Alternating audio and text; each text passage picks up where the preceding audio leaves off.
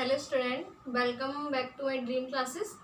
तो चलिए आज हम स्टार्ट करेंगे पार्ट 6 क्लास 12 का चैप्टर 5 चल रहा था, जिसमें हमने पार्ट 5 तक पढ़ लिया था। पार्ट 5 में हमने पीछे पढ़ा था मेंडल के नियमों के अपवाद, यानी मेंडल ने जितने नियम के प्रयोग किए उनके कुछ अपवाद थे वो हमने पढ़े। तो वहाँ पे हमारे मेंडल के नियम प्रयोग अपवाद हमने सब कंप्लीट कर लिए थे। आज हम पढ़ेंगे जुड़वा बच्चे। आज का हमारा टॉपिक क्या है? जुड़वा बच्चे।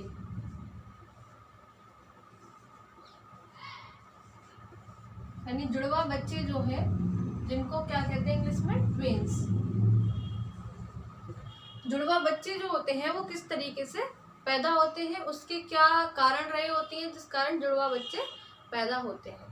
ठीक है, तो जुड़वा बच्चे क्या होते हैं? जब दो बच्चे एक साथ जन्म लेते हैं, यानी अपनी माँ के गर्भ से जब दो बच्चे एक साथ पैदा होते हैं तो उसको हम क्या कहते हैं? जुड़वा बच्चे कहते हैं। तो जुड़वा बच्चों के भी कुछ प्रकार होते हैं।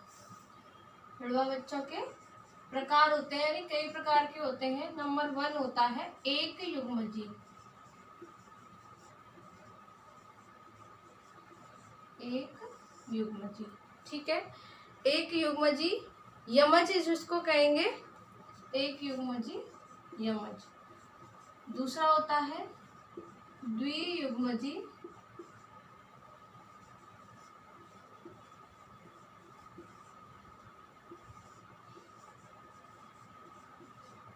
द्वियुग्मजीव यमज। और चौथा क्या होता है?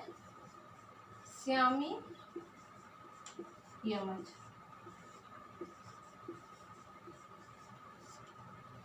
तो एक युग्मजीव जो यमज होते हैं इनको कहते हैं हम मोनोजाइगोटिक ट्विंस, और इसको कहते हैं डाइजाइगोटिक ट्विंस। मोनो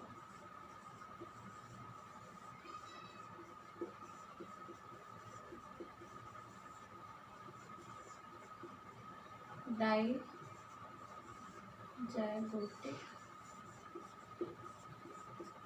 ट्विंस, ठीक है। तो ये जो मोनोजाइगोटिक ट्विंस होते हैं, सबसे पहले मैंने आपको चैप्टर 3 में पढ़ाया था कि जो संतान होती है वो किस तरीके से जन्म लेती है, उसकी क्या प्रोसेस होती है, किस तरीके से जायगोट बनता है। फिर भी मैं उसको एक बार दोबारा से रिपीट कर देती हूँ। इसके प्रकार आपने लिख लिए होंगे। तो एक ही युग्मज पढ़ने से पहले जो एक संतान यानी नॉर्मल जो बच्चा होता है,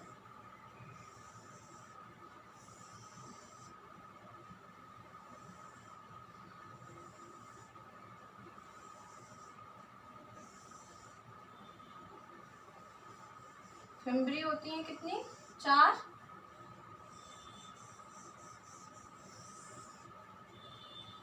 ये क्या होता है? अंडाशय।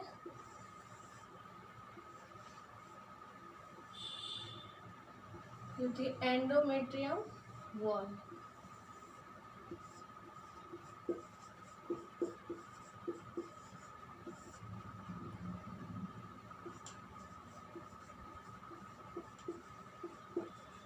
ठीक है।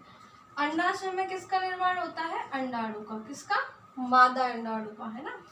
अब ये अंडाणु यहाँ से निकलता है ना, मंथ में एक बार निकलता है। मेंस्ट्रुएशन साइकिल होती है जिसके 14वें दिन ये जो एग है वो इस अंडाशय से बाहर निकलता है और कहाँ पहुंच जाता है? यहाँ पर पहुंच जाता है। ठीक है। अब यहाँ से क्या गया? स्पर्म। अब यहाँ से जब अंडाणु बाहर निकला और यहाँ से स्पर्म गया, अंडाणु क्या था? N, यहाँ से स्पर्म गया तो ये इससे जाके मिला, ये बन गया 2N। ठीक है। फिर इसमें क्या होता है? नेक्स्ट स्टेज आती है जिसको कहते हैं ब्लास्टोमियर, यानी कि इसमें ये 2 में कन्वर्ट हो जाता है। इसमें लगातार समसूत्री विभाजन होता है। अर्धसूत्री विभाजन में जो गुणसूत्रों की संख्या होती है वो आधी आधी हो जाती है, लेकिन यहाँ पे आधी आधी नहीं होगी।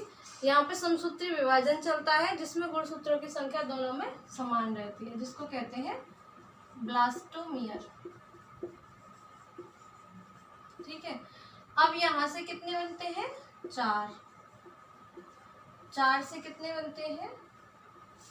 8। इस तरीके से 8 से बनते हैं 16। 16 से 32, ठीक है, और 32 से कितने बनते हैं 64, ठीक है। अब यहाँ पे जब 32 से कितने बनते हैं 64 बनते हैं, तो 64 बन के ये 64 जो कोशिकाएं जो है सेल जो है इनमें 64 का डिवाइडेशन हो जाता है, तो ये इस एंडोमेट्रियम वॉल से आकर चिपक जाता है, ठीक है। अब ये एंडोमेट्रियम वॉल से आके चिपक गया। अब जो इसका भ्रूण का निर्माण है, आगे जो इसका डेवलपमेंट होगा वो इस वॉल पे चिपक कर होगा। यानी ये जो पीरियड चलता है लगभग 2.5 से 3 महीने चलता है, उसके बाद ये जो भ्रूण बना वो इस वॉल से आकर चिपक जाता है, यानी इसको कहते हैं इम्प्लांटेशन, प्रत्यारोपण।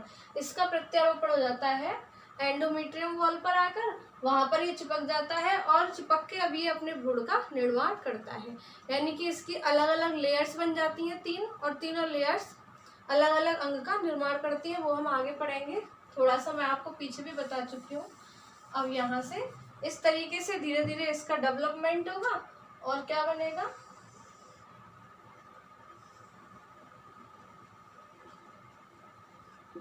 डेवलपमेंट होगा और एक भ्रूण तैयार हो जाता है, ठीक है।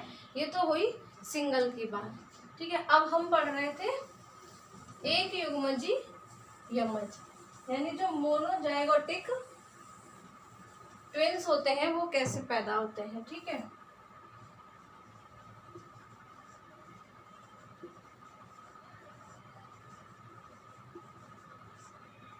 इसके लिए भी हमें डायग्राम बनाना पड़ेगा।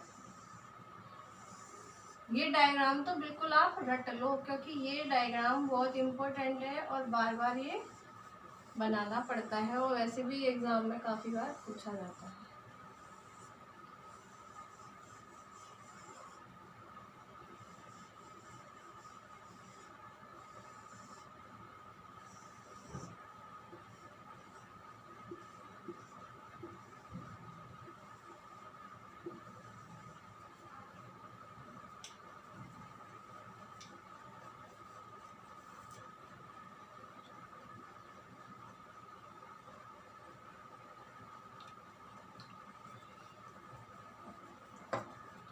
जैसे कि मैंने आपको बताया था कि यहाँ पे किसका निर्माण होता है, एग का, और वो एग निकल कर कहाँ पे चला जाता है, यहाँ पे चला जाता है, और यहाँ से कौन एंटर करता है, स्पर्म, यानी नर युग्मक, ठीक है। अब यहाँ पे नर युग्मक ने एंटर किया, वो मिला मादा युग्मक से जाकर, ये प्रोसेस सेम रहेगी। ये कहाँ से 2 on बन गया, ठीक है, मादा युग्मक से संयुग क्रॉस किया। अब उसके बाद अब ये जो ब्लास्टोमियर बना, अब इसमें जब ब्लास्टोमियर बनता है तो वो हमने पिछले में पढ़ा था कि एक ही सेल के अंदर, एक ही युग्मनज के अंदर, जायगोट के अंदर 2 कोशिकाएं बन जाती हैं, है ना, ऐसे तो पढ़ रहे थे। वहीं पे 2n हो जाता है, लेकिन जब एक युग्मजी बनता है, जब एक युग्मजी बनता है तो एक ही जायगोट से 2 ब्लास्टोमियर अलग अलग बन जाते हैं। एक ये हो गया, एक ये हो गया,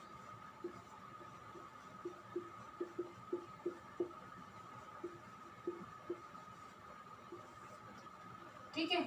एक ही से कितने बन गए, 2 बन गए, ठीक है। अब ये दोनों में जब विभाजन होगा लगातार तो एक से क्या बनेंगे 2, ऐसे ही दूसरे वाले से भी 2 बनेंगे, फिर एक से बनेंगे 4, और इससे भी बनेंगे 4, इससे बनेंगे 8, और इससे भी बनेंगे 8, इससे बनेंगे 16, इससे भी बनेंगे 16, ठीक है। इसी तरीके से 32 बनेंगे, उसके बाद डायरेक्ट क्या बन जाएंगे, 64 बन जाएंगे, है ना।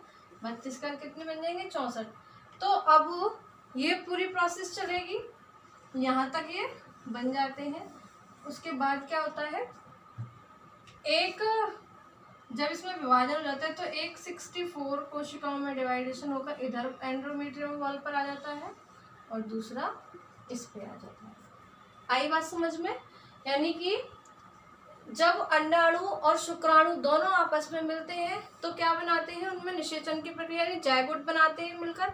अब वो जायगोट का लगातार विभाजन होता है, यानी ये युग्मज बना उसका लगातार विभाजन हुआ। सबसे पहले वो विभाजन करेगा ब्लास्टोमियर्स में, तो ब्लास्टोमियर में मतलब क्या होता है, यहाँ पर दो अलग अलग ब्लास्टोमियर बन जाते हैं। पहले क्या था कि एक ही ब्लास्टोमियर के अंदर, नॉर्मली जब एक बच्चा पैदा होता है तो एक ब्लास्टोमियर के अंदर ही दोनों रहते हैं, नर और मादा दोनों के शुक्राणु अंडाणु उसके अंदर रहते हैं। धीरे धीरे उनमें युग्मनज जायगोट बनने की प्रक्रिया प्रारंभ रहती है। लेकिन यहाँ पे क्या होता है, दो अलग अलग ब्लास्टोमियर बन जाते हैं। अब दोनों अलग अलग ब्लास्टोमियर बने तो दोनों में जो कोशिका विभाजन होगा वो अलग अलग होगा। इस तरीके से दो बच्चे जन्म लेते हैं, एक इधर वाली एंडोमेट्रियम, एक लेफ्ट एंडोमेट्रियम वॉल पे और एक राइट एंडोमेट्रियम वॉल पे इम्प्लांटेशन करते हैं, प्रत्यारोपण करते हैं और फिर धीरे धीरे उनके अंगों का निर्माण हो जाता है।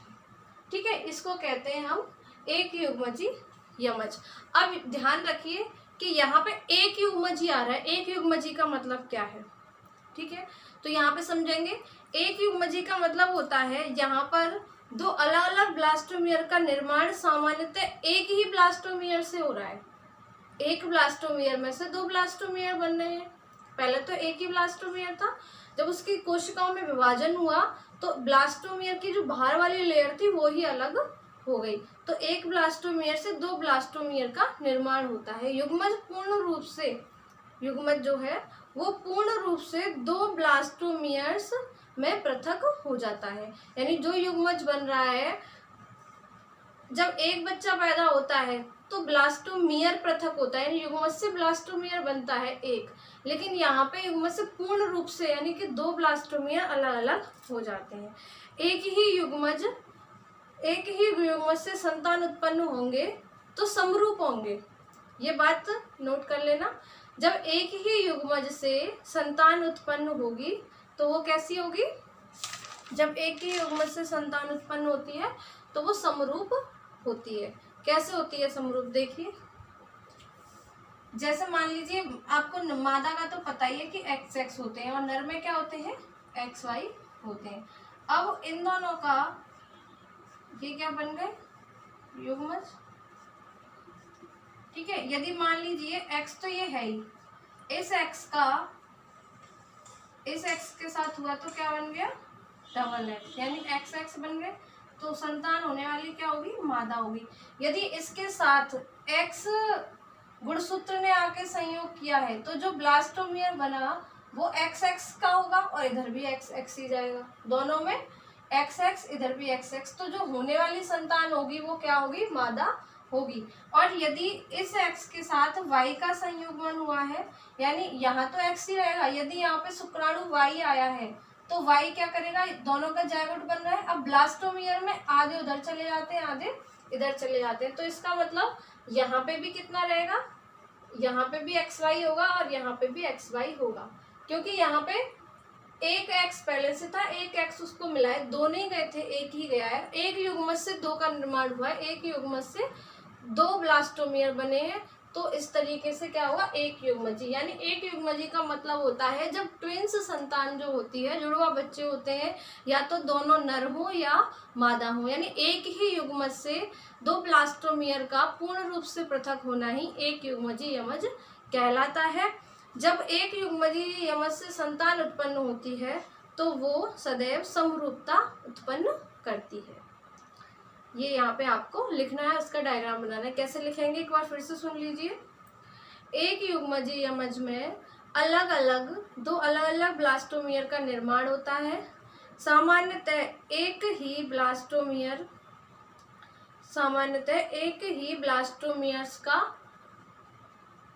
ब्लास्टोमियर से दो अलग अलग ब्लास्टोमियर पूर्ण रूप से पृथक हो जाते हैं।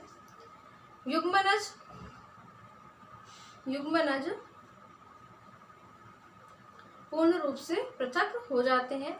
जब एक युग्मज से संतान उत्पन्न होगी तो वो सदैव समरूपता प्रदर्शित करती है। ठीक है, अब दूसरा आता है हमारा एक युग्मजी यमज, सॉरी द्वियुग्मजी।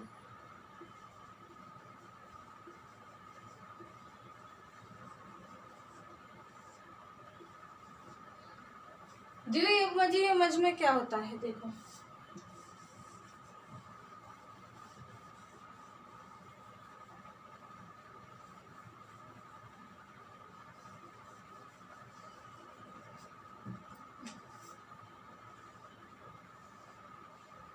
द्वियुग्मजी में वही होगा, यहाँ से क्या एंटर कर रहा है स्पर्म, यहाँ ओवम है, दोनों मिलकर एक जाइगोट बनाते हैं, 2n बना लेते हैं। ठीक है, सामान्य अवस्था में एक ही अंडाणु बाहर आता है, ये सबको पता है हमें।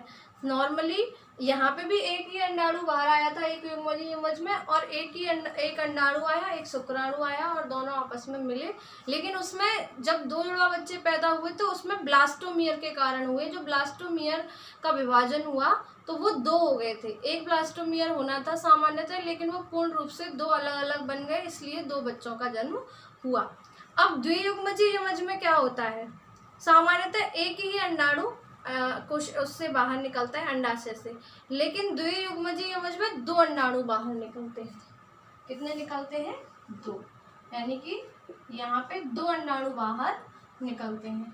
तो दो अंडाणु जब बाहर निकलते हैं तो एक ही समय में दो युग्मक में दो नर युग्मक मिलते हैं। अब यहाँ पे ये तो नहीं है एक ही शुक्राणु अंदर जाएगा, भाई शुक्राणु तो अरबों में होते हैं। ठीक है, तो शुक्राणु तो यहाँ से बहुत सारे जाते हैं, लेकिन उस अंडाणु के अंदर वही शुक्राणु प्रवेश करता है, यानी एक शुक्राणु ने अंडाणु के अंदर प्रवेश किया तो वो अंडाणु जो है वो बिल्कुल बंद हो जाता है, फिर दूसरा उसके अंदर प्रवेश नहीं कर पाता। तो एक ने तो इसके अंदर एंट्री कर ली भाई, एक ने तो इसके अंदर एंट्री कर ली, ये इसके अंदर घुस गया। अब दूसरा भी एक खाली पड़ा है तो दूसरा इसके अंदर चला जाएगा। ठीक है, दोनों अब यहाँ पे शुरू से ही जो युग्मज थे यानी जो जायगोट बने थे वो कितने बने थे? दो बने थे। एक युग्मजी में एक जायगोट बना था, ब्लास्टोमियर दो बने थे, जिसके कारण दो बच्चे पैदा हुए। लेकिन यहाँ पे जायगोट ही दो बने हैं। जो मादा थी उसके अंदर से दो अंडाणु बाहर निकले तो उनसे दो शुक्राणुओं का मिलन हुआ और इसलिए दो जायगोट बने। अब इस स्थिति में जो बच्चे पैदा होंगे प्रोसेस वही चलेगी सेम, ये अपना बनाएगा, विभाजन करेगा, 2 से 4, 4 से 8, 8 से 16, ठीक है, 64 हो जाएंगे, एंडोमेट्रियम वॉल पे आकर चिपक जाएंगे। लेकिन इसमें मेन पॉइंट ये है कि यहाँ पे जो समरूपता थी हमने एक युग्मजी युग्मज में पढ़ी थी कि जो बच्चे होंगे वो समरूप होंगे, या तो नर होंगे दोनों ही या दोनों ही मादा होंगे। लेकिन यहाँ पे ये कंडीशन नहीं है, यहाँ पे या तो एक नर हो सकता है एक मादा हो सकता है, दोनों नर भी हो सकते हैं दोनों मादा भी हो सकते हैं। जैसे मान ली ये तो एक्स एक्स है ही, ये भी एक्स है ये भी एक्स है। अब ये जो शुक्राणु है ये एक्स जा रहा है ये वाई जा रहा है। अब मान लो इस वाले से जाकर कौन सा मिला? एक्स मिला, और इससे मिला वाई। तो यहाँ पे जो बनेगा वो क्या बनेगा? एक्स वाई, और यहाँ पे जो बनना है वो बनना है एक्स एक्स। तो यहाँ से जो इस युग्मज से जो संतान बनेगी वो मादा होगी और इससे जो बनेगी वो नर होगी। आ रही है ना बात समझ में? अगर यहाँ पे एक्स एक्स भी जा सकते हैं, इसमें कोई बात नहीं है, जरूरी नहीं है वाई जाए। एक्स एक्स जाए तो दोनों क्या होंगे? मादा होंगे, और दोनों वाई भी जा सकते हैं, है ना, दोनों वाई भी जा सकते हैं। और दोनों वाई यदि जाते हैं तो यहाँ पे क्या हो सकता है? दोनों वाई जाएंगे तो दोनों ही बच्चे जो है वो नर पैदा होंगे। और एक्स वाई भी जा सकते हैं, एक शुक्राणु एक्स जा सकता है एक वाई जा सकता है। तो एक्स जो है एक मादा के साथ फ्यूज करेगा तो वो मादा बनाता है, और दूसरे एक्स के साथ फ्यूज करता है तो वो नर बनाता है। इसलिए इसको कहते हैं द्वियुग्मनज युग्मज, डाइजाइगोटिक ट्विंस। ठीक है, तो इसमें क्या लिखेंगे जल्दी से लिख लीजिए। सामान्य अवस्था में एक ही अंडाणु बाहर आता है, लेकिन द्वियुग्मजी युग्मज में दो अंडाणु बाहर आते हैं। लेकिन द्वियुग्मजी युग्मज में अंडाशय से दो अंडाणु बाहर आते हैं। एक समय में दो मादा युग्मक से दो नर युग्मक के मिलने पर एक ही समय में दो मादा युग्मक से दो नर युग्मक के मिलने पर दो युग्मनज का निर्माण होता है, यानी दो जायगोट का निर्माण होता है। इससे उत्पन्न होने वाली संतान में समरूपता संभव नहीं है। ठीक है, और असंभव भी नहीं है, या तो हो भी सकते हैं और नहीं भी हो सकते। ठीक है, नेक्स्ट आता है हमारा श्यामी युग्मज। तीनों में आपको ये डायग्राम से समझाना है। तीनों में डायग्राम कंपलसरी है। यदि एग्जाम में आता है तो आपको ये डायग्राम जरूरी बनाना है।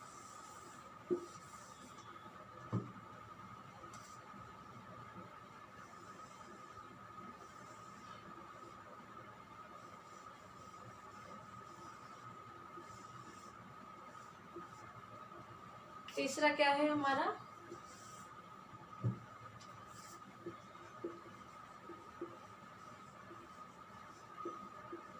श्यामी युग्मज। श्यामी युग्मज में क्या होता है, वही प्रोसेस तो शुरू से तो वही होगी। स्पर्म आता है और अंडाणु बाहर निकलता है, अंडाणु बाहर निकल कर यहाँ पहुंच जाता है और यहाँ पे आकर स्पर्म उससे मिल जाता है। ठीक है, ये हो गया 2n। नेक्स्ट स्टेज क्या होती है, ये जो युग्मक आपस में मिले अब ये ब्लास्टोमियर बनाते हैं। क्या बनाते हैं, ब्लास्टोमियर, यानी कि 1 से 2 कोशिकाएं हो जाती हैं। ठीक है, अब इसमें देखो फर्स्ट वाली में हमने पढ़ा था कि 2 ब्लास्टोमियर बनते हैं एक ही युग्मक से। ठीक है, दूसरी वाली में हमने पढ़ा था 2 युग्मक बनते हैं, 2 युग्मक बनते हैं, फिर 1 से 2 बनते हैं और इधर भी 1 से 2 बनते हैं। ऐसे तो था, एक ब्लास्टोमियर इससे बनता है, एक ब्लास्टोमियर इससे बनता है। लेकिन थर्ड में क्या आता है कि ब्लास्टोमियर में तो कन्वर्ट होगा, लेकिन ये ब्लास्टोमियर यहाँ पे भी 2 ब्लास्टोमियर बनेंगे। कितने बनेंगे, 2 ब्लास्टोमियर बनते हैं। यहाँ पे भी 2 ब्लास्टोमियर बनते हैं, लेकिन ये ब्लास्टोमियर की जो वॉल होती है आपस में एक दूसरे से अटैच हो जाती है। एक युग्मज में 2 ब्लास्टोमियर बने थे, लेकिन दोनों ही पूर्ण रूप से पृथक थे, एक दूसरे से अलग अलग थे। लेकिन यहाँ पे ये दोनों किसी भी स्थान पर आपस में एक दूसरे से चिपके रह जाते हैं। अब इनमें जो विभाजन होगा, यानी कि अब यहाँ पे ये इसी तरीके से विभाजन करेंगे, यानी इनसे जो भी बनेगा वो ऐसे चिपका रहेगा। 4 बनेंगे, फिर 8 बनेंगे, तो ये आपस में इस तरीके से ही चिपके रहेंगे।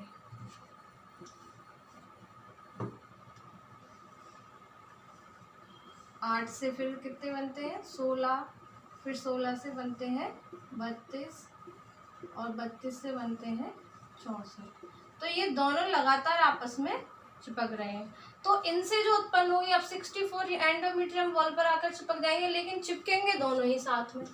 कैसे चिपकेंगे भाई, एक एंडोमेट्रियम वॉल से चिपक जाएगा एक लेयर, लेकिन ये 64 और ये इस तरीके से दोनों चिपक जाते हैं, यानी कि ये आपस में चिपके रहते हैं। तो जो ऐसे बच्चे होते हैं इनके अंग आपस में कहीं ना कहीं से जुड़े रह जाते हैं। श्यामी बच्चे किनको कहते हैं, जो बच्चे आपस में कहीं ना कहीं जुड़े होते हैं। या तो इनका हाथ आपस में जुड़ा हुआ आएगा, ये बच्चे जब जन्म लेते हैं, या तो इनका ये वाला हिस्सा जुड़ा हुआ आता है एक दूसरे से, या फिर इनका पेट आपस में जुड़ रहा है, किसी का सिर जुड़ा हुआ है। ऐसे बच्चे शायद आपने देखे भी होंगे, है ना। पहले एक सीरियल भी आता था ऐसा टीवी में, जिसमें 2 बहनें थी, उस सीरियल का नाम था अंबरधरा, शायद आपने देखा हो, काफ़ी टाइम पहले आता था।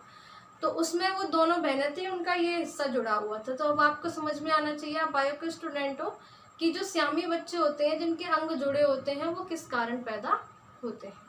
तो आज हमने जुड़वा बच्चों के 3 प्रकार पढ़े। एक युग्मजी यमज, जिसमें एक युग्मज होता है और जिसके 2 ब्लास्टोमियर पूर्ण रूप से अलग अलग पृथक हो जाते हैं। द्वियुग्मजी युग्मज में क्या होता है, 2 अंडाणु बाहर निकलते हैं। नॉर्मली 1 निकलता है, लेकिन द्वियुग्मजी में 2 अंडाणु बाहर निकलते हैं, तो उनसे फिर 2 नर शुक्राणु ही मिलकर युग्मक बनाते हैं। इसलिए उनसे होने वाली संतान नर मादा भी हो सकती है, नर भी हो सकती है और मादा भी हो सकती है।